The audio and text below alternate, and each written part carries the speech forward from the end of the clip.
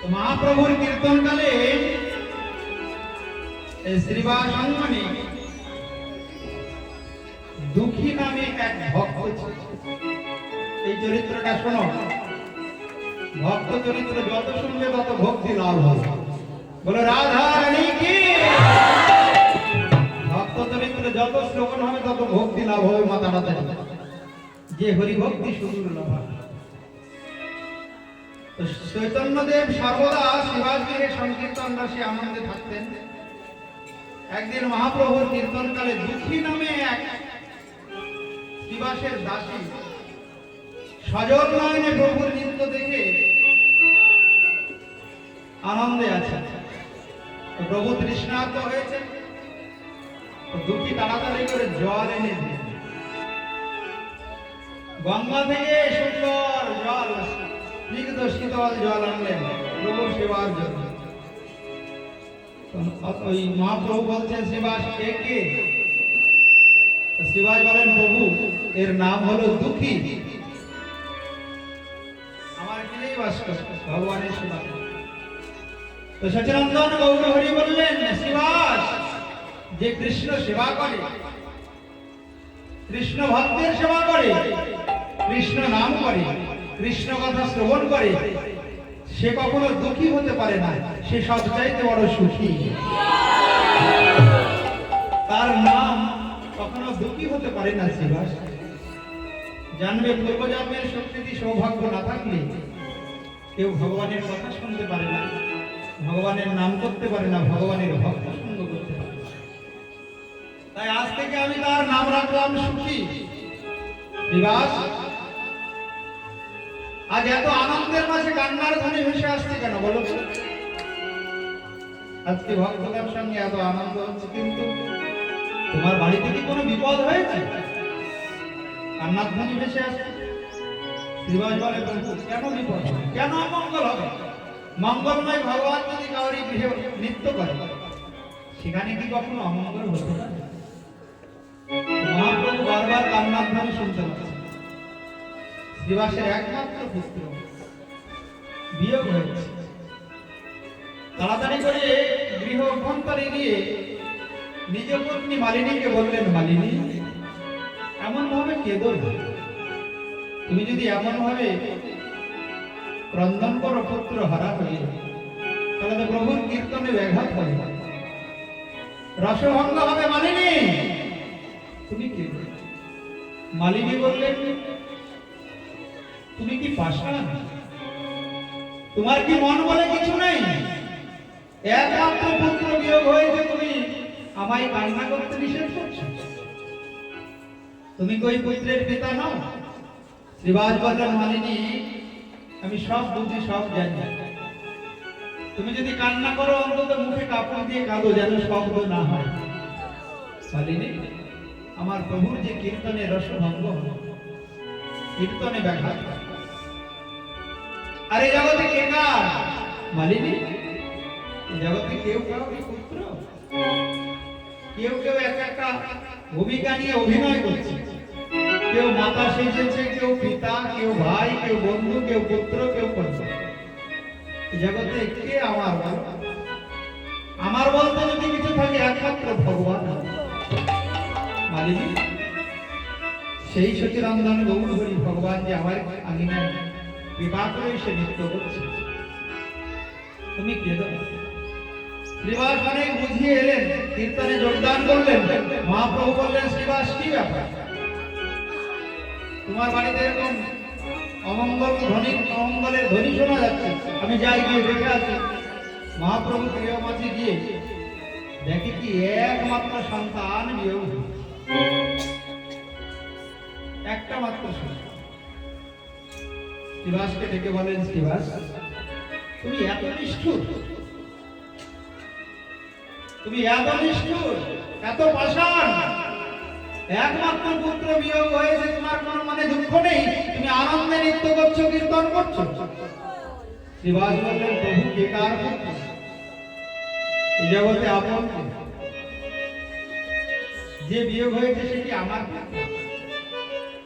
প্রভু কৃপা করে তুমি দিয়েছিলে, তুমিই নিয়েছে, আমার দুঃখ কিসের? মহাপ্রভু বড় আনন্দিত হলেন।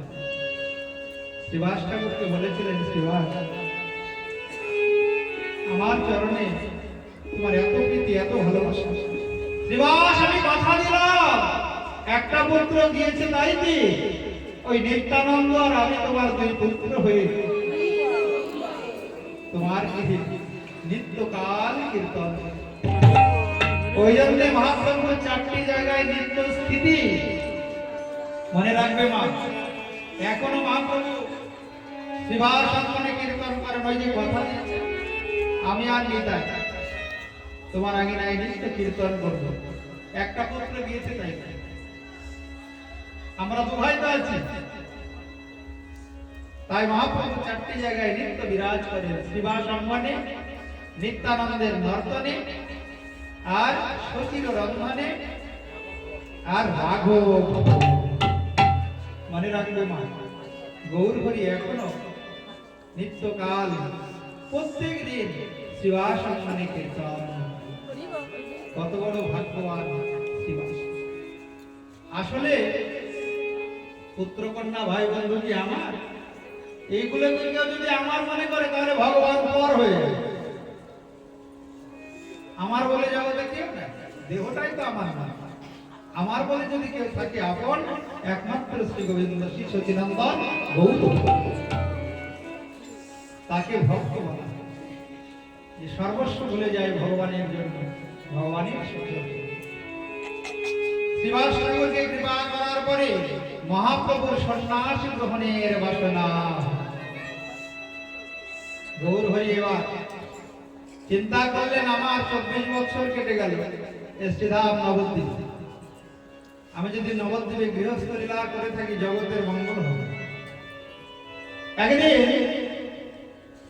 মহাপ্রভু গোপী ভাবে বিভাজিত হয়ে গোপী গোপী গোপী বলে ক্রন্দন করছে। এখন এক পড়ুয়া মহাপ্রভুকে হঠাৎ দেখে চিন্তা করছে, কি পণ্ডিত মশাই এরকম ভাবে কাঁদে কেন, গোপী গোপী গোপী গোপী। এক ছাত্র গিয়ে বলল, কি ব্যাপার, আপনি এরকম নিমাই পণ্ডিত নামে পরিচিত শ্রীধাম নবদ্বীপ, এত বড় ভক্ত, এত ভাব দেখেন, আর একটা মেয়ের নাম করে কাঁদছেন, এটা তো উচিত নয়। এই বলে বিধর্মী ওই ব্রাহ্মণগণকে ডেকে নিয়ে আসে, যারা মহাপ্রভুর সঙ্গে বিরোধিতা করতেন, হিংসা করতেন মহাপ্রভু। গোড়া ব্রাহ্মণগণ এসে তাকে হ্যাঁ গোপী গোপী গোপী গোপী বলে ক্রন্দন করছে। তো বললো, এই নিমাইকে উপযুক্ত শাস্তি দিতে, এটা তো ঠিক নয়। এরকম মুখে বড় বড় কথা, আবার এরকম মেয়েদের নাম করে কাঁদছে, ক্রন্দন করছে, এটা তো ঠিক নয়, উপযুক্ত শাস্তি দিতে। মহাপ্রভু চিন্তা করলেন, এইভাবে যদি আমাকে চিনতে না পারে নবদ্বীপবাসী, আমার বিরুদ্ধাচরণ করে, তাহলে তো দলে দলে সব নরকে যাবে। আমি এলাম জগতের মঙ্গলের জন্য, আর আমাকে বুঝতে না পেরে, চিনতে না পেরে তারা নরকের পথযাত্রী হবে। এইভাবে আমার থাকা ঠিক হবে। একদিন নিত্যানন্দ প্রভুকে নির্জনে ডেকে সন্ন্যাস গ্রহণের ইচ্ছা প্রকাশ করলেন। সর্বপ্রথম নিত্যানন্দকে বলেছিলেন। নিত্যানন্দ তো শোনা মাত্রই ক্রন্দন করা শুরু করেছে, প্রভু তুমি যদি চলে যাও তবে আমরা কি করে থাকবো। শ্রীবাসাদি ভক্তগণকে ডাকলেন, মহাপ্রভু সন্ন্যাসের কথা বললেন, সন্ন্যাস গ্রহণের অভিপ্রায় বর্ণন করলেন। মুকুন্দ শুনে মহাপ্রভুকে বলেন, আরো কিছুদিন প্রভু আপনি নবদ্বীপে থাকবেন, এখনই সন্ন্যাস নিতে হবে।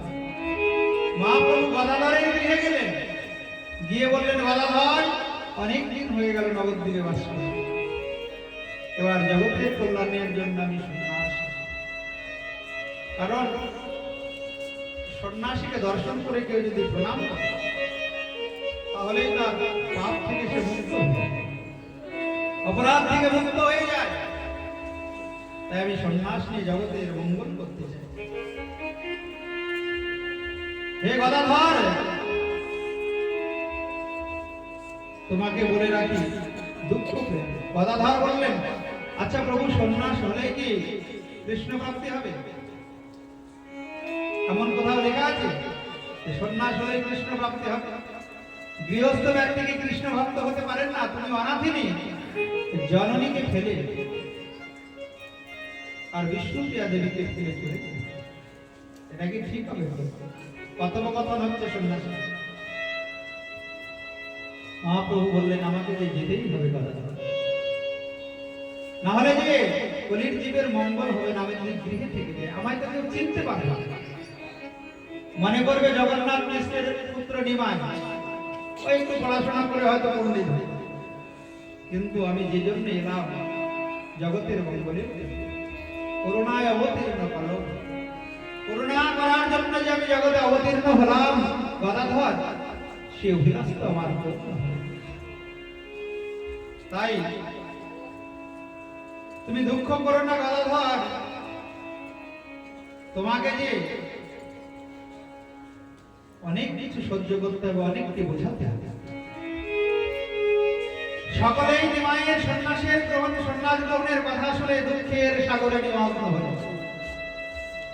ভালোবাসার মানুষ যদি চলে যায়, যে সর্বক্ষণ আনন্দলিত কীর্তন করে ভক্ত সঙ্গে, যার বদন পানে চেয়ে সব দুঃখ ভুলে যায় ভক্তবান, সে যদি চলে যায় মনে দুঃখ হবে। কিন্তু এ কথা শোনা মাত্রই সতীমাতা দুঃখ ভরে ক্রন্দন করতে করতে মূর্ছিতা হয়ে মূর্ছা গেল। কখনোই সম্ভব নয়, আমার আছে কে আর? বিশ্বরূপ ছিল সে, সন্ন্যাস নিয়েছে। জগন্নাথ মিশ্র পতি দেবতা, সেও লক্ষ্মীপ্রিয়া ছিল, সেও বিরহরূপ সর্বদংশনে প্রান্তে এক নিমাই। আর ওই এক অভিজ্ঞানী বিষ্ণুপ্রিয়া। নিমাই যদি চলে যায় তাহলে আমি বাঁচব কি করে, থাকবো? মা তো মূর্ছা গেলেন, তার বিলাপে ক্রন্দনে পাষাণ দ্রবীভূত হল। মা ক্রন্দন করা শুরু করলেন এই সংবাদ শুনে। নিমাইকে ডেকে বললেন, নিমাই বাবা, এ কি শুনছি তুই নাকি সন্ন্যাস নিবি? নিমাই ভগবান স্তব্ধ হয়ে স্থির হয়ে আছে। মাকে বললেন, মা, এই জগতের পুত্র কন্যা পিতামাতাকে কি দান করে? ধন সম্পদ এগুলি দান করে। আমি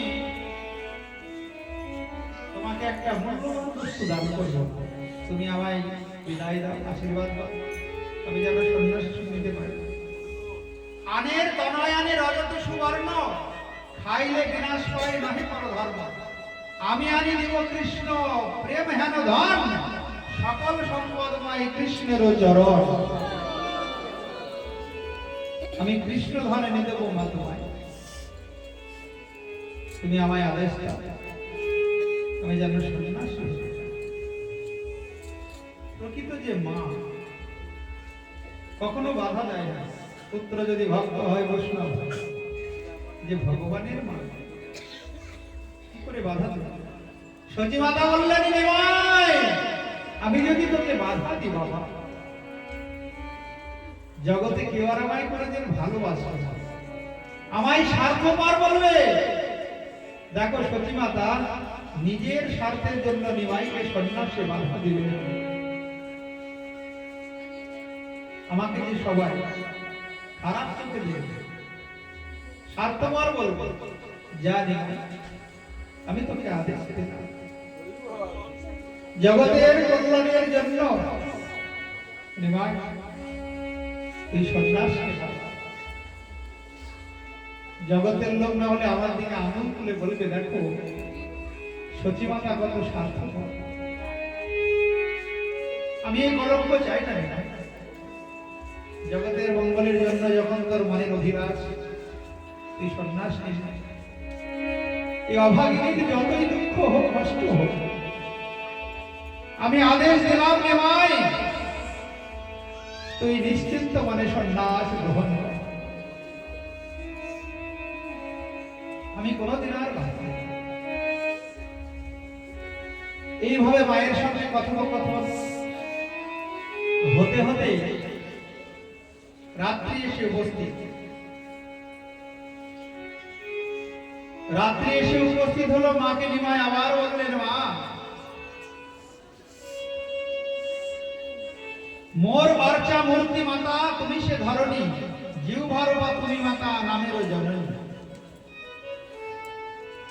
মা আমি কীর্তন মুখে আবার দুইবার জন্ম গ্রহণ করিব, আমার আবার দুবার জন্ম। প্রথমত মহাপ্রভুর সন্ন্যাসের পর বিষ্ণুপ্রিয়া দেবী মহাপ্রভুর মূর্তি করে পূজা করেছিলেন।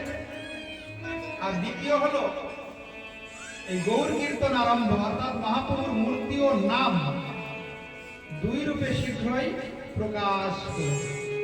কারণ ভগবানের নাম এই হরিনাম, আর ভগবান আলাদা নয়। যেই নাম সেই কৃষ্ণ, ভজ নিষ্ঠা করি নামের সহিতে আছেন আপন শ্রীহরি। যখনই কেউ কৃষ্ণ বলবে, স্বয়ং কৃষ্ণ সচিনন্দন গৌরহরি তার জিহ্বায় নাম রূপে নৃত্য করতে থাকে। মোর আর্যা মূর্তি মাতা তুমি সে ধরণী, জিহ্বারূপা তুমি মাতা নামেরও জননী। জিহ্বায় নৃত্য করতে থাকে, ওই জন্য জিহ্বাটা পবিত্র রাখতে হয় ভগবানের নাম জপ করার সময়। মাতা ও পিতা ভার্যার সেবা ছেড়ে ভগবানের সেবা বা ভগবত ভক্তি প্রচারের জন্য জীবন উৎসর্গ করাকে অনেকে অন্যায় বলে মনে করে, টিকাকার বলছে। কিন্তু ভগবানের সেবার জন্য, ভগবানের জন্য সর্বস্ব ত্যাগ করলে ও পিতা মাতারও সেবা হয়ে যায়। রাধা রানী কি সবার সেবা,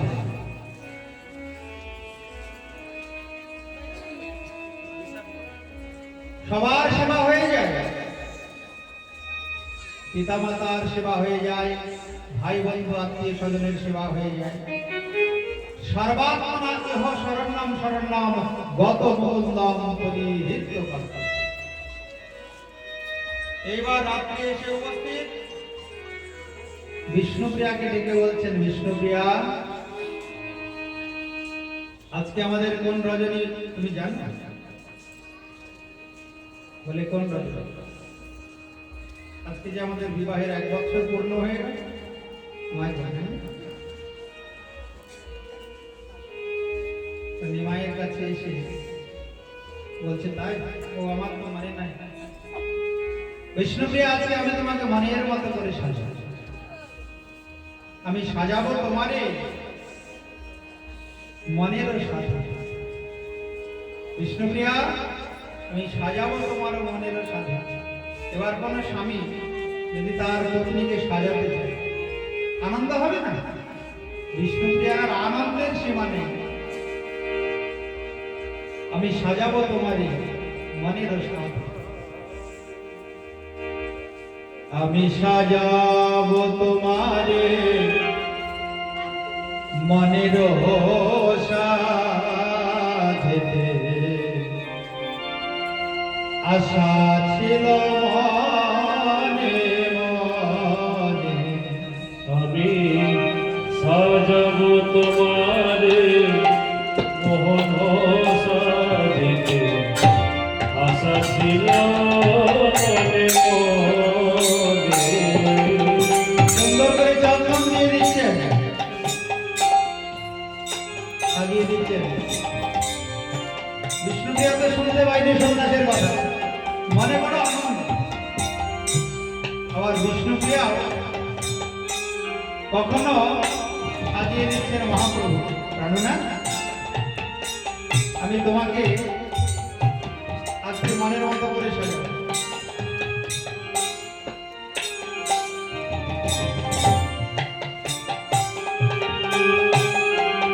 গৌরহরির মনে তো অভিলাষ আছে, আজ নিশ্চিতে আমি সন্ন্যাস নেব। সুন্দর করে সাজাচ্ছেন। সাজানোর পরে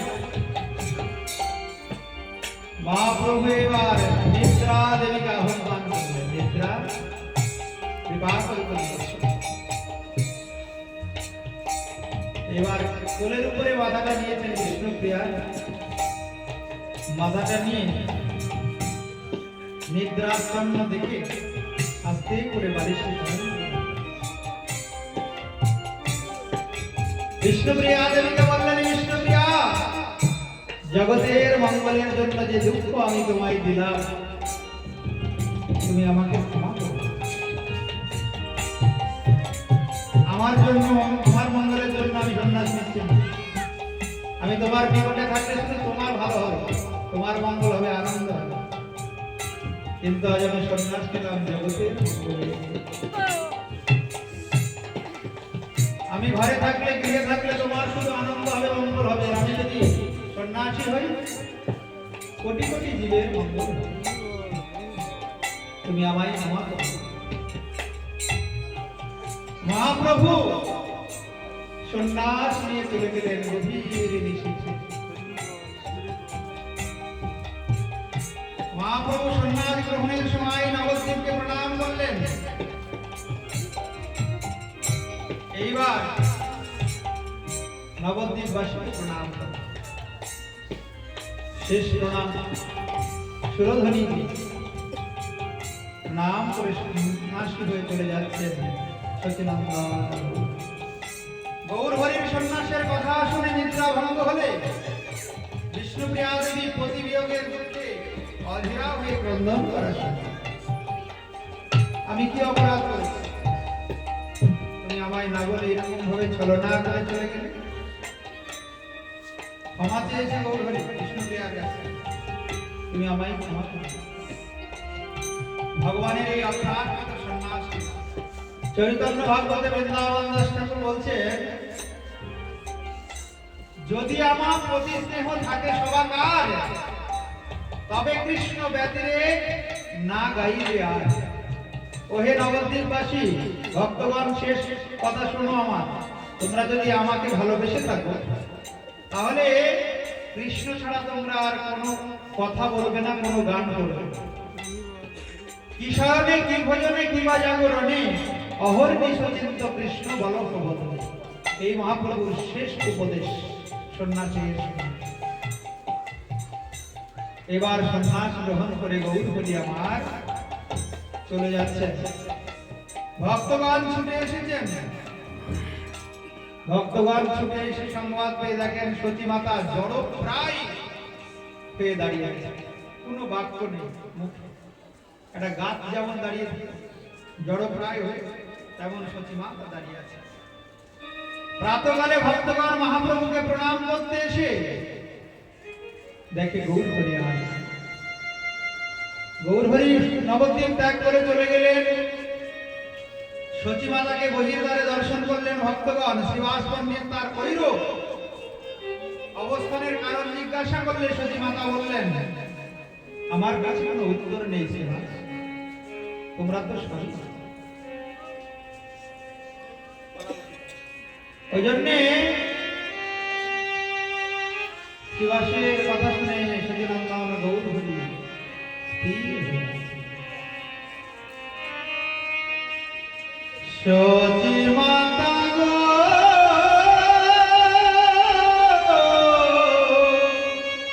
সচী মাতা গো, ও সচী মাতা গো।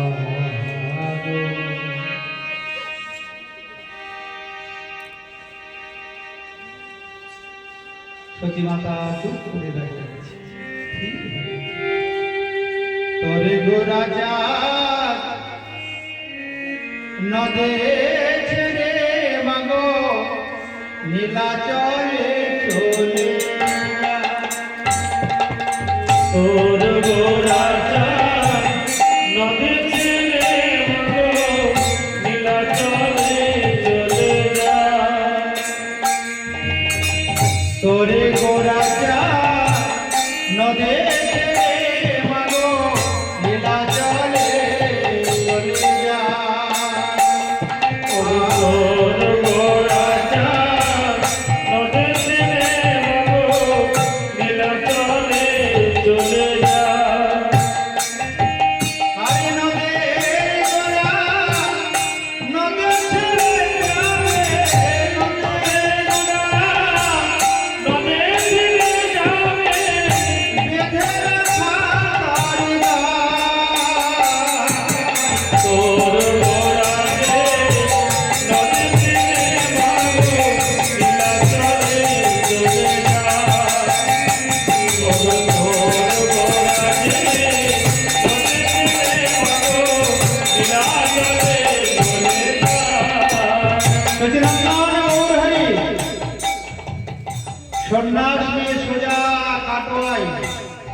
গঙ্গা পার হয়ে কাঞ্চননগরে উপস্থিত হয়েছে।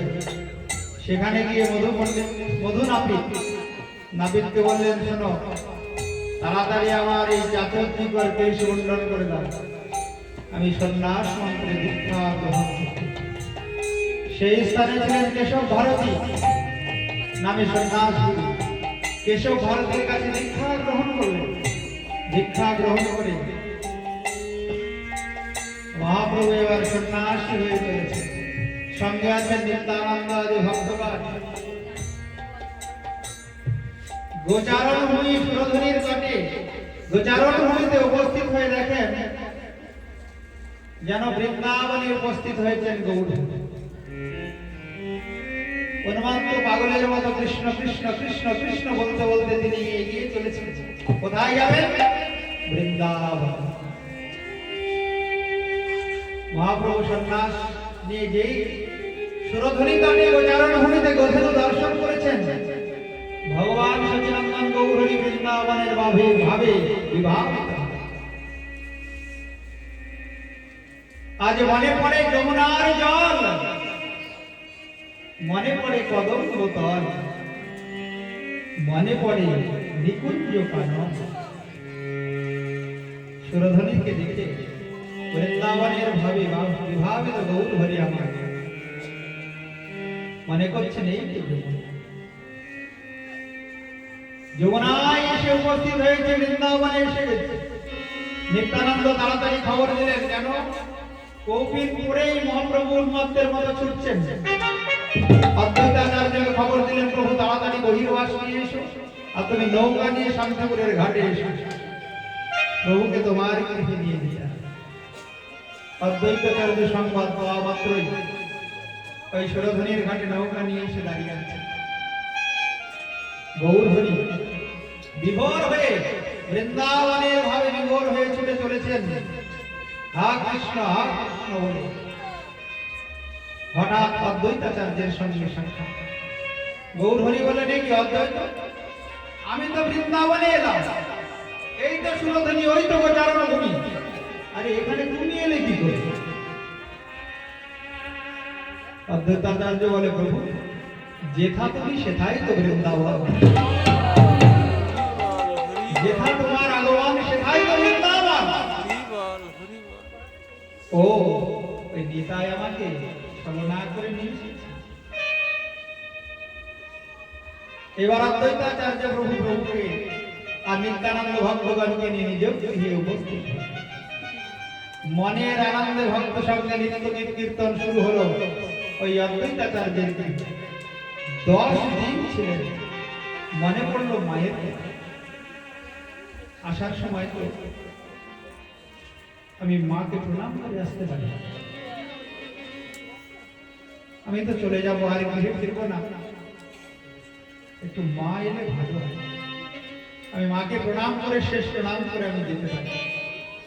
সংবাদ দিলেন নবদ্বীপে যে সন্ন্যাস নিয়ে গৌর হরি এখন অদ্বৈতাচার্যের গৃহে শান্তিপুরে অবস্থান করছে।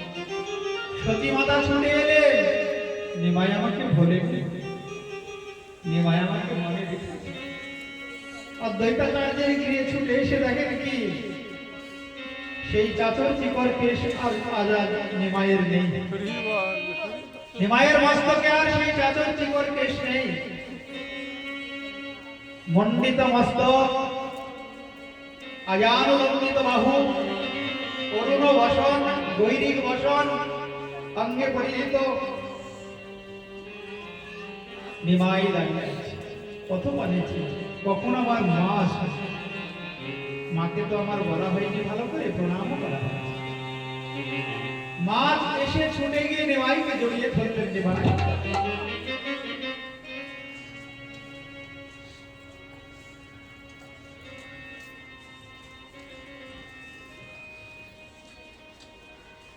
এই অভাগিনীর কথা কি করে একটু মনে হয়? আমার কি আছে বল? নিমাই, তুই ছাড়া আমার আর কে আছে বাবা?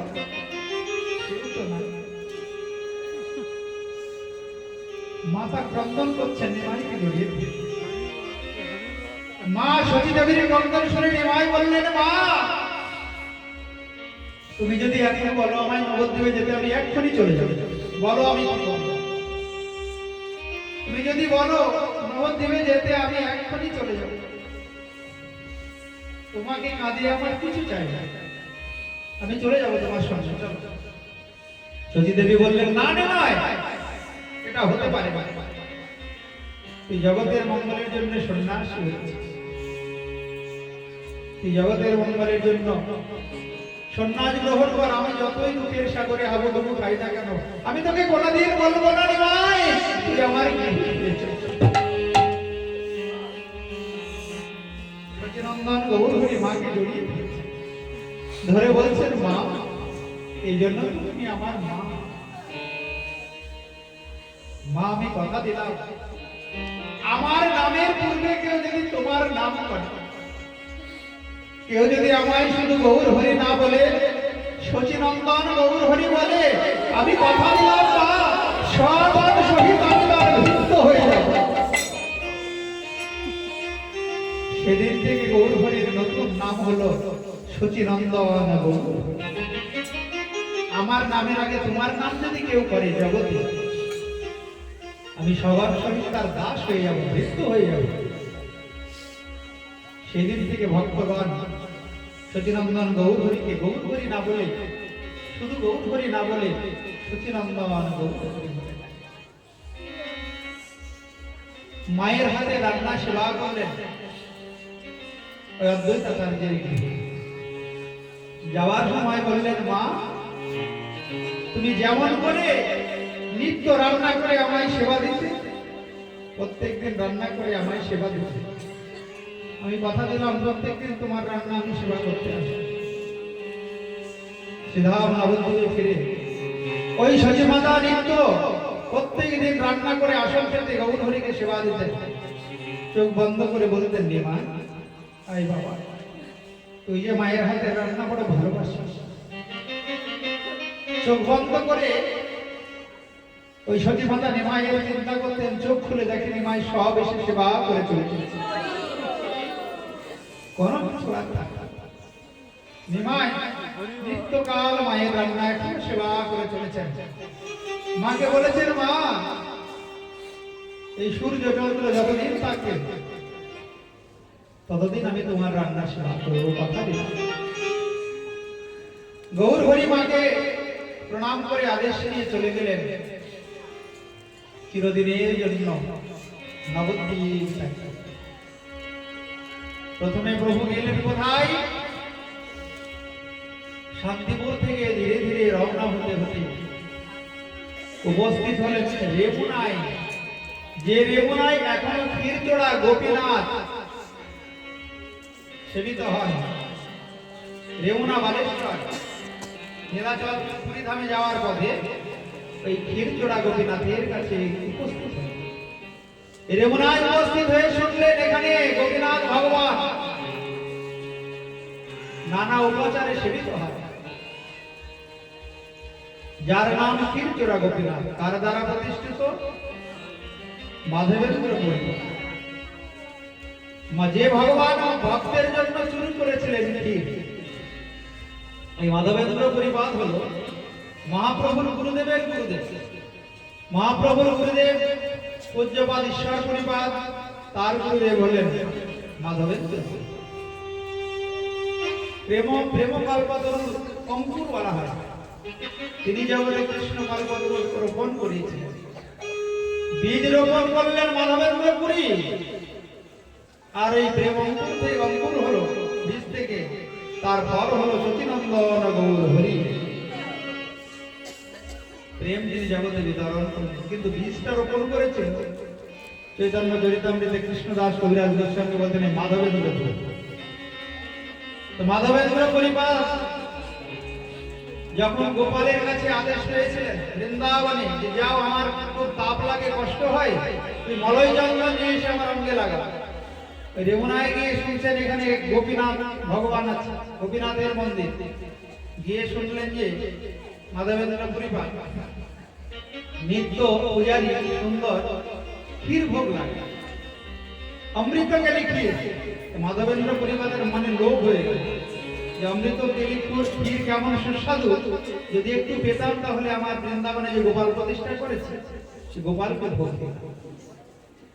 মনে মনে কেবল চিন্তা করেছেন, ভগবানের ভাব ভক্তের ভাব লক্ষ্য করি ভগবান কি করলেন, পূজারী দ্বাদশটি ভাণ্ড অমৃত ক্ষীরের ভাণ্ড ভোগ লাগিয়েছে। হঠাৎ মন্দির বন্ধ করার সময় দেখেন একটা ভাণ্ড নেই। কি হলো, কোথায় গেল?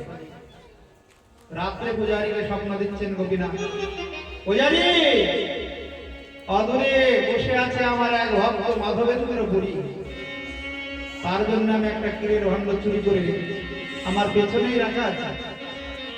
সকাল হতে না হতে ওই ক্ষীরের ভাণ্ড নিয়ে গিয়ে আমার ভক্তকে দেব। ভোরবেলা হতে এই ক্ষীরের ভাণ্ড ওই মঙ্গল আরতির পরে মন্দির খুলে ক্ষীরের ভাণ্ড নিয়ে পূজারী ছুটছে। ওগো কে আছে ভাগ্যবান মাধবেন্দ্র পুরী, যার জন্য গোপীনাথ ক্ষীর করিল চুরি। তোমার মতো ভাগ্যবান জগতে অদ্বিতীয়, যার জন্য ভগবান চুরি করেছেন ক্ষীর। কত সৌভাগ্যবান তুমি। প্রতিষ্ঠার ভয়ে মাধব গেল পলায়। ভগবানের যেমন মহিমা ভক্ত প্রচার করে, ভক্তের মহিমাও কিন্তু ভগবান প্রচার করতে ভালোবাসেন। বলো গোপীনাথ ভগবানের কি। মহাপ্রভু সেই রবীন্দ্রনাথ যমুনায় গিয়ে গোপীনাথকে দর্শন করলেন। মাধবেন্দ্র পরিপাদের আর বৃন্দাবনে ফিরে যাওয়া হলো না, বৃন্দাবনে ফেরা হলো না। ভগবান স্বপ্নে আদেশ দিলেন, গোপীনাথ মাধব তুমি উড়িষ্যা থেকে মলয় চন্দন কিনে আমার অঙ্গে লাগাবে, তাহলে এই বৃন্দাবনে যে আমার গোপাল বিগ্রহ সে অঙ্গও শীতল হল। ওই মাধবেন্দ্র পরিপাদ রেমনাই থেকে গেলেন। ওই রেমনাই তীর্থরা গোপীনাথের পাশে তার সমাধি এখনো বিরাজ। আপনারা যাবেন, শুধু ওই পুরী গিয়ে সমুদ্র দেখে চলে আসবেন, একটু রেমনায় যাবেন, মাধবেন্দ্র পরিবারের সমাধিতে প্রণাম করবেন, তীর্থরা গোপীনাথকে দর্শন করবেন, তাহলে দুর্লভ মানব জনম ধন্য হবে। মহাপ্রভু তীর্থরা গোপীনাথ দর্শন করার পরে 18 নালায় এসে উপস্থিত হলেন। 18 নালা দর্শন করে আলালনাথ হয়ে সচিনন্দন গৌর হরি পৌঁছলেন কোথায়? ওই জগন্নাথ মন্দির। বলো জগন্নাথ ভগবান কি। জগন্নাথ মন্দিরে এসে অপলক নেত্রে দর্শন করছেন জগন্নাথ। আজকে যে সচল জগন্নাথ আর অচল জগন্নাথের মিলন হলো। এক জগন্নাথ ওখানে বসে আছেন ভগবান, আর এদিকে সচল জগন্নাথ আমার সচিনন্দন গৌর উপস্থিত হয়েছেন কোথায়? ওই নীলাচল পুরী। দুই জগন্নাথের মিলন। জয় জয় জগন্নাথ